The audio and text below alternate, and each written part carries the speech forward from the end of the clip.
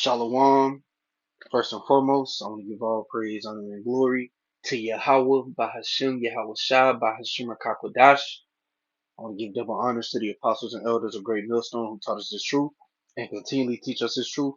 And peace, love, and salutations to the hopeful elect, his labor, and his word, truth, sincerity. Lord willing, this could be an edifying lesson. It's not going to be long at all because, the question that's being posed by Apostle Tahar is a very easy it's very easy to give the answer, and I'm getting ready to do that. So the question is Apostle Paul one of the 12? The short answer is no, but I'm gonna prove it through the scriptures. Now, first of all, you have to know what the word apostle means, which the apostles always go into it, mainly Apostle Gabar. I believe I have heard Apostle Tar say it a lot of times as well, but the word just means sent away. That's all it means. Okay? Because the disciples, the 12 disciples, which it was more than 12 disciples, of course, but, the ones that became apostles, once they got on a level, they were sent away to teach. And that's, simply what the word means. You see right here, the Greek, it says apostolos, and it just means a delegate messenger, one sent forth with orders. Okay, we also know that the word angel means messenger. So the prophets, the apostles were prophets, of course, and they had, their men, which a prophet is a man that, pushes forth a message from on high, okay, which is the prophecies. So now that we got what that word apostle means, when you go to Romans 1 and 1, it says, Paul, a servant of Yahweh Shah HaMashiach, called to be an apostle, separated unto the gospel of the Most High. So people that don't understand the scriptures will look at that and they may think that he's one of the 12, but he's not. And I'm going to prove that. Like I said, very easy. This is Matthew chapter 10, verse 2. Now the names of the 12 apostles are these. So it's listing the 12 apostles, right?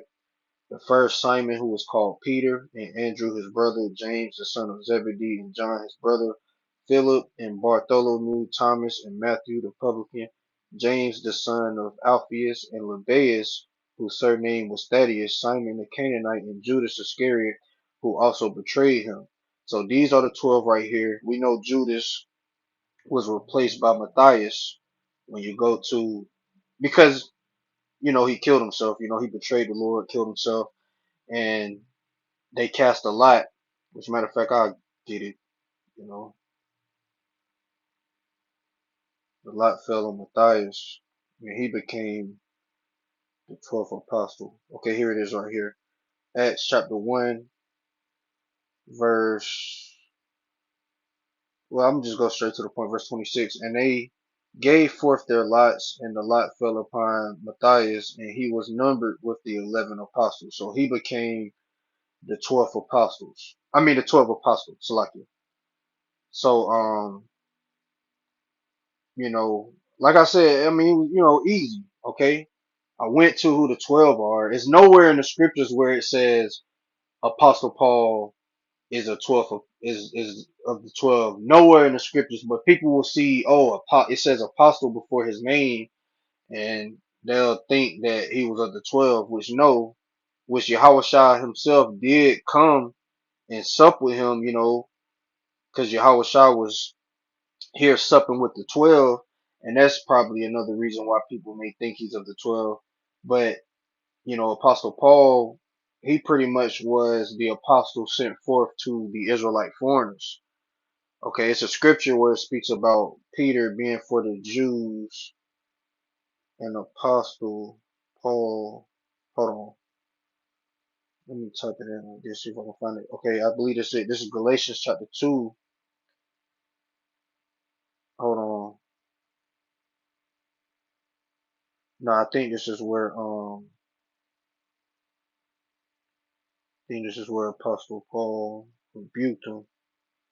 But it's a scripture. See if I can find it, man. Because Apostle Paul was, mainly, it was mainly him being that top guy for dealing with um the scriptures say Gentiles, but we know when it's talking about Gentiles, if it's concerning salvation or if it's concerning being a part of the ministry, they were Israelites in the Gentile state of mind. Now, Salakia, I'm gonna try to find this. Paul, Gentile, Peter, 7. Yep, but the contrary was when they saw that the gospel of the uncircumcision was committed unto me, as the gospel of the circumcision was unto Peter. When we read this in the NLT, it says instead they saw that the Most High had given me the responsibility of preaching the gospel to the Gentiles, just as he had given Peter the responsibility of preaching to the Jews. Because, of course, at first, it was mainly for those, the truth was being taught to those that already knew they were Israelites.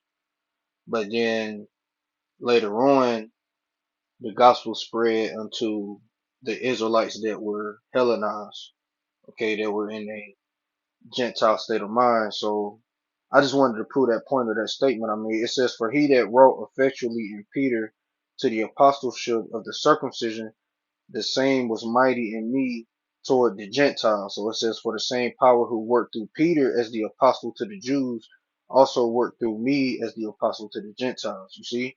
And we know that these Gentiles are Israelites in the Gentile state of mind. So, I mean, I feel like the point was made. This ain't something that gotta be like, a super long video. Um, Lord willing, it was edifying. All right. So with that, I'm gonna say shalom.